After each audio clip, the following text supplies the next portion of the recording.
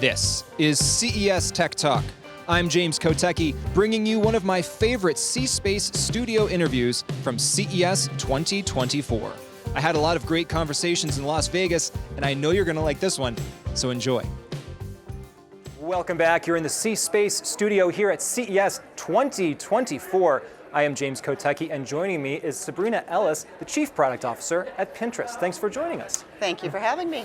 So I think most people many people who click on this or are watching this live will probably have some idea of what Pinterest is or what they think it is, but I always like to ask people to define their brands, especially from someone inside the company. What does Pinterest mean in this moment right now? Sure. Look, it's kind of inherent. I mean, Pinterest's mission is really to bring everyone the ability to create everyone the inspiration to create the life that they love.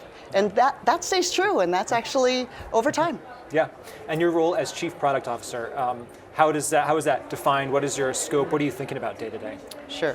Overall, you look at that mission, we listen to users, we look at the technology that's available, and we think about bringing all those together. How can we really deliver that most easily to users? And the central, I guess, premise or the kind of user experience of Pinterest, the core of it remains, relatively unchanged, or at least in people's minds as they're expecting it, right? So that you go around the web and you can pin things and you can bring them back to Pinterest and create collections of things that you're interested in. Am I fairly summarizing it I'm just trying to make sure I cover the few people out there who have never heard of Pinterest. Sure. Pinterest started that way. It was very much more of a collection. Yeah. I would say now it's actually slightly shifted. More of our audience is actually on the app. Okay. And so what happens is that they come looking for inspiration. Yeah. So it's not as much on them. They actually are finding that they come, they have ideas, and then they look to Pinterest to actually have those visual, both image and video to actually bring that to life. Yeah, and is that, it's an obvious way for kind of brands to play in that space, right? To have those kind of collections, those curations, those suggestions for people who are already there and kind of natively looking for it. Yeah. Thinking about AI, and I just want to ask everybody about AI here at CES 2024 because that's all anyone's talking about, right? So tell me about ways that you're thinking about AI, and I'd love to know maybe some of the ways it's in the product right now. Obviously, the definition of AI might be a good place to start, so we make sure we're talking about the same thing. Yeah, AI in our context, a lot of it is thinking again about that visual curation and computational vision. So with AI, it's allowed us to actually process all of it so much more efficiently and effectively. So you think about specific ways that can manifest. One is for users, you can actually say, they kind of always see images and they say, look, I kind of know what I like when I see it, but what are the words put to that? Well, with AI, we can actually help them actually define those, categorize them, and put those in. Other ways that we can is really thinking about how we can actually build more diversity and inclusion on our product. When you have the ability to curate and classify using AI all of the imagery, then we can do things like say, hey, if we want to have more diversity in skin tone, more diversity in hair pattern, more diversity in body type, now AI's unlocked our ability to do that.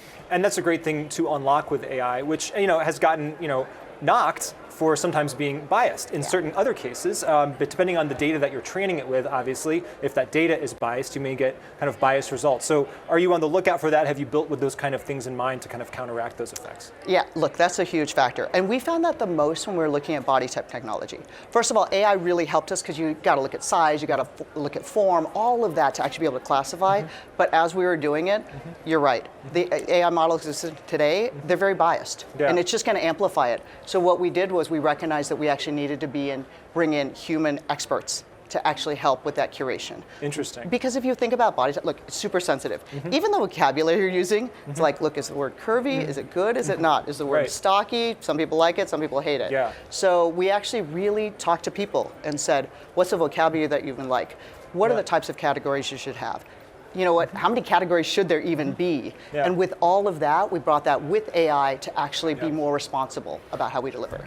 And that's one answer to a very large question, which is, what do people do in the age of AI? If AI can seemingly do many things that people used to do or can operate at such a high level, where do people fit into the equation? It sounds like what you're saying is, folks are now in the equation for having those kind of conversations around diversity and inclusion that wouldn't necessarily have been contributing in the past because the technology didn't exist. Right. So the technology opens up, maybe it closes down some some things that people don't necessarily want to do, but it opens up other things. That's exactly right. You hit the nail on the head. We actually needed that technology to even enable us to have the conversation, to get that feedback, to deliver the right product. I'm interested in the language piece of this. I mean, you talk about what words are appropriate, and then earlier in this conversation, you talked about AI being able to take things and kind of define in words kind of what people like, even if they. So it goes from someone saying, "I know what I like," to like, "Oh, I know what I like because now I can like read." So are you talking about literally like showing people this is vocabulary if you want to go out there and just figure out other things to search for? This is vocabulary that you can actually use to search for it. Yeah, let me give you an example. A lot of times when you look at home decor, people will say, "Look, I like these things," but what does that mean? Yeah. You might put those together and say, "Actually, you know what? You like Japandi." You might not have known that. Didn't know what that was. Exactly. Yeah. So we find that twofold. One is people actually like the words because then they can actually even look in other places. Yeah. They can talk about to other people. The other thing we find is on Pinterest, people feel like they learned about themselves. And then even Japandi, you can actually literally break it down. Do you like the minimalism? Do you like the raw wood? Like what are the elements about it? And actually learn more about yourself too. I think I'm reaching way back now, but there's some kind of linguistic concept I think about this where it's like something can become real if there's a word for it. Yeah. And I think in a totally different context, if you have a disease and you can't describe it, oh, there's a word for that thing that I'm feeling or experiencing, and now I can go and engage with a community around that. So it sounds like something similar there. Exactly. It actually makes it real. People, again, they feel actually like they've learned something about themselves, and that's a lot about what we want to focus on Pinterest. We have actually done studies with external groups, and people actually feel better after using Pinterest for just 10 minutes a day. You don't see that on many sites out there, and that's something that we really strive to do. We want it to be positive. We want to actually keep it in that way where we're actually increasing well-being. I just don't think many people are doing that right now. Where does the element of surprise fit in? So if I know that I like Japandi, how do you make sure that you don't just serve me that, and maybe you serve me up a few curveballs of things I never would have thought I would have liked, and maybe I do? Yeah, I think there's a couple things. Maybe there'll be curveballs, but maybe they'll also just be very logical related things too. It seemed like curveballs, but not to maybe a more advanced AI. Well, I think we have more confidence in what it is that you've actually defined about your style. Two things. One, you've defined about your taste, what you like, and the more that we can understand too about your lifestyle and what is going to work for you. Do you have small kids? Maybe a glass coffee table isn't going to be the best thing. Those are all the things that will help us suggest and recommend the things that are going to resonate best with you. One of the other themes at CES is digital health. Health is a huge component of the show, as usual. What kind of things can the world of content teach the world of digital health, vice versa? Where's the intersection there? Yeah, I think for us, where we really invest in the digital health is actually on the mental well-being. We really try to keep Pinterest such a positive site. As I was saying, we actually work on an annual basis. We work with a third party where they evaluate all of the different sites, but certainly ours, to say how is it that you actually keep it positive.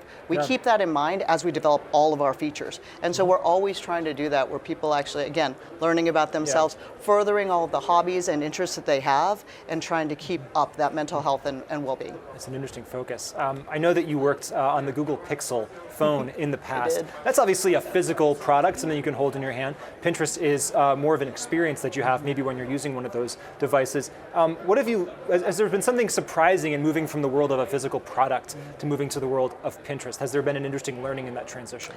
Yeah, so I've actually worked in consumer space for decades. So I've actually done both digital and physical. I'll tell you one of the things that coming back to the digital space is you can move faster. I mean, no matter what, even when we're doing more software updates on the phones, it's still probably more of a quarterly update as opposed to something here where we can actually test and iterate much faster. I think when you're actually doing more of the custom personalization, when we think about AI, right, we can actually even work with marketers and say, let's look at your product, but you know what, with this user, we actually may know that it's going to resonate better with this type of background, in this type of lifestyle imagery.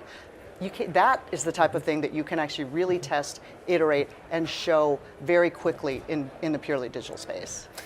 We are at a show that has plenty of physical products on display here. Is there something, maybe it's out on the show floor now, or maybe just something that you're aware of that you're thinking about for Pinterest in terms of ways that people might be experiencing Pinterest in the near future or in the distant future? And are you just thinking about it? C-Space is a speculative place, so feel free to speculate if you want. But I'm just curious, are there other I don't know, modalities, to use a ridiculous word here, but like, are there other ways of thinking about Pinterest as we see devices evolve?